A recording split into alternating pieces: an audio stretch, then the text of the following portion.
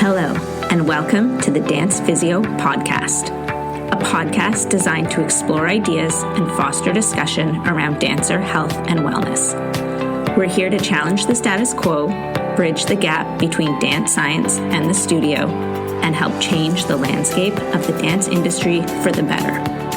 I'm your host, Erika Mayall, a dancer turned physiotherapist who is deeply passionate about leaving the dance world better than I found it. I'm so glad you're here. Let's get started. Hello, everyone, and welcome back to another episode of the Dance Physio Podcast. I am your host, Erika Mayall. Today, we're doing something a little bit different on the podcast. I am going to take some time and celebrate and reflect on the past year of the Dance Physio Podcast. So today is a super special episode because it is episode 52 and marks 1 year, although we're 3 days shy, I think, but anyway, marks 1 year of the Dance Physio Podcast and publishing an episode every single week. And so I just wanted to take today's or this week's podcast to kind of reflect on that a little bit. I think I'm not always the best at looking back and reflecting and seeing where things have come from. And so I thought I would do that with all of you. And also when this podcast drops, so like I said, I think we're 3 days short of the actual 1 year anniversary, but it is episode 52. But I am also traveling right now. So if you follow me on social media, you will know that I've been in Europe and am currently in Italy. And I'm here for the IADM's annual conference. And so it is starting in a couple of days. And I'm super stoked about that. And I know there will be great podcast content coming out of that conference. So today, like I said, I'm just going to take a minute to reflect on sort of some things that I've noticed over the past year of podcasting. And also just want to let you know that there is not going to be a podcast episode next week. So I am going to take a break just for 1 week. And then when we come back, I'm going to have tons of great content for you from the IADM's conference. So my plan is to sort of hopefully, I know I will learn tons of information at the conference, and then I plan on sort of sharing that information and diving into some of the latest research and things like that with you. So I'm really excited for the next phase of the podcast, year 2, we'll call it. But before we dive into that and before I take that break next week, I just wanted to take a couple of minutes to, reflect on what this past year has been. So I have a business mentor and friend who has been encouraging me to do a podcast for I can't even remember how long, for literally years. And she's a huge proponent of podcasts anyway, but also, was like, you have the perfect platform for a podcast. You like to talk and all of these things. And I don't know why, but was reluctant or hesitant. And I think I just saw it as like one more thing to do, something to add to my to-do list, one more thing to add to my schedule. Do I have time? Do I even know how to do a podcast? All of that sort of stuff. But a year ago, or I guess just more than a year ago now, decided, okay, it's time to dive all in. I had a little bit of capacity and I was like, I'm going to just see how this goes. We will start this thing. And I had absolutely no expectations of myself to start with. So I knew that I wanted to record at least once a week to start, but I didn't even put, a deadline or a goal or, anything. I started it in October of last year. And I thought, okay, if I'll at least do it till the end of the year, like till December. And I knew I had the capacity to do it for the rest of that year and figured, if we have 10 great episodes out of this, that can be that. And let me just tell you that having this podcast has far exceeded all of my expectations. Partly in terms of how much I've enjoyed it. I didn't know what the experience would be like and if it would just feel like something I had to add to my to-do list, but I have genuinely enjoyed it so much for so many different reasons, and I'll get into those in a second. And it's exceeded my expectations in terms of my ability to stick with it and continue to publish one podcast every week, every Tuesday for the past year. And that kind of consistency, I feel like, has been really helpful for me in terms of thinking about how I run my business and the messages that I'm sharing with the dance world, and a way of being able to kind of structure some of my content on other platforms as well. So like I said, in so many ways, it has exceeded my expectations, and I'm so glad I dove in and started it, and probably should have done it years ago, but don't tell my mentor that. No, I'm joking. I started it when the time was right and when I had the capacity for it. And so that is one of the reasons I think that I have enjoyed it so much, because it hasn't felt like another chore. It has been something that has been really a great outlet for me and has brought me a lot of satisfaction and a lot of joy, really, just putting this podcast together. So, like I said, far exceeded my expectations, and I'm so grateful to all of you guys for being part of that journey. A few things that have really stood out to me over the last year in doing this, and really they all kind of fall into the same category, but our dance community is very, very special. And I think that working in my little silo of my performing arts clinic in North Vancouver, I don't always have a lot of connection to the wider dance community. And it is one of the reasons why I make an effort to go to conferences and to participate in things like that. And one of the reasons why I'm so jazzed for IADMS coming up in a couple of days, because that community is everything. And this podcast has given me a way to tap into and connect to that community at times where I'm not at a conference and I'm not flying halfway across the world to see that dance medicine or just that dance community in general, but especially the dance medicine and science community, because it is so unique and special, the people involved with it and all of that. The podcast has given me such an awesome platform to get to connect with people, and I plan on doing a lot more guest episodes going forwards as well. There's some of my favorite episodes that I've released this year have been some of my guest episodes, and it's because I get an opportunity to just chat with these amazing, smart, just like incredible people who are within the dance community. And there are so many people doing such valuable work for dancers. And the vast majority of them are doing it for free. So people that I'm inviting to come on the podcast, I'm not paying them. I don't make any money off of this podcast. That's another thing too. People always ask me, how do you make money off the podcast? I don't. I'm just doing it because it's a project that I like and I enjoy and I think is a valuable service to the dance community.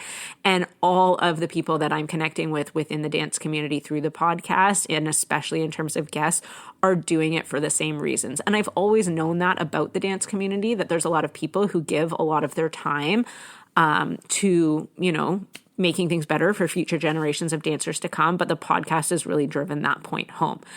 And that's not to say that I don't think people shouldn't be paid for their service, because absolutely they should, but I'm in a privileged position to make my living from my clinic work and getting to serve dancers in that way. And so because I've been so fortunate in that sense, I do feel like I want to and have the capacity to be able to give back in a way where I'm not monetizing the podcast at this point. That could change in the future, but at this point, that is just the way it is. So yeah, the podcast has been so much fun to connect with just incredible people from all over doing really interesting things within the dance world. And honestly, I have a list of potential guests to come on and people I want to coordinate schedules with and stuff. And it is such an amazing list of people because there are just so many incredible people doing great work within the dance community. I also have developed a lot of relationships and interactions and community with you guys, the listeners. And I'm so grateful and thankful for that. It was not necessarily something that I expected or anticipated going into podcasting. Podcasting is a very unidirectional thing. It's kind of weird. I actually still record in my son's bedroom. So I literally sit in my son's bedroom on his floor. His room has the best acoustics in our house. And I am sitting talking into my little black box by myself. And I never know how the information is going to land or who is on the other end listening to it. But all of you have been so amazing in reaching out and sending me messages and starting incredible conversations via email or via DMs. And people, just the amount of community that's been created and the interaction that's happening has far exceeded my expectations. I honestly wasn't sure, A, if people would be interested and would be listening to begin with, but also just like didn't anticipate actually getting to interact with the people who are listening. So thank you so much to all of you. I really appreciate it. If you're a regular listener, especially, and you haven't ever reached out and, started a conversation or anything, please do. It's so fun to know who's on the other end of these podcast episodes. And, I'm also just super grateful to everybody within this podcasting community who has shared these podcast episodes. The number of times I see people sharing on social media, like in their Instagram stories, or people who, say, oh my God, that episode was so great. I shared it with my kid's teacher because I knew that was a podcast episode that would really help them in class or things like that. So I appreciate that so much, and just the amount of community that's been created from that has been mind-blowing to me. I also had an interaction. This was quite a few months ago now. It was back in the spring sometime. I can't remember exactly when. And I was in another suburb, sort of near where we live, but not that close. I was probably 30 minutes away from home in this suburb, and I was in a parking lot. I can't even remember what I was doing. And somebody just rolled down their car window and yelled at me across the parking lot, "I love your podcast. Thanks so much," or something along those lines. And I have no idea who this person was. And it was one of those moments that, it struck me as like quite hilarious at the time, but it was also just like a bit of a like pinch me moment that somebody would recognize me and then also take the time to be like, to let me know that they're like listening and appreciating the podcast, because like I said, you have no idea. You just put these things out into the void, and who knows who's listening or who is on the other end of it. So I appreciate all of that interaction and the community that we have created, within the Dance Physio podcast world, we'll call it. It has really been so amazing for me.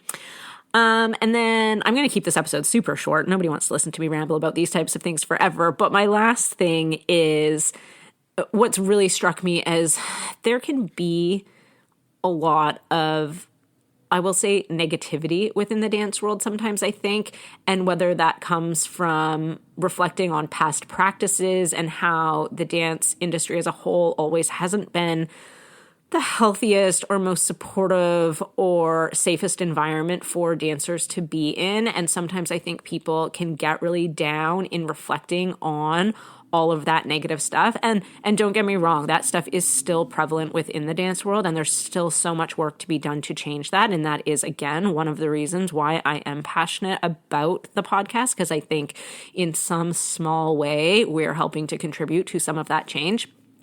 But overall, from doing a year of this podcast, my overwhelming feeling is one of hope going forwards. The amount of positive change that I have seen in the dance industry in just the last 5 years, even in terms of people's willingness to listen to these messages, because previously, if you were trying to impart information or even sharing a lot of the principles that I share in terms of sport science and how we can apply that to the dance world, there was a lot of resistance to that even 10 years ago when, I was first, it's been more than 10 years since I was starting out in this field, but 10, 15, 20 years ago when we were first starting to share these messages, there was a lot of resistance and a lot of people just saying, no, that's not how things are done in the dance world.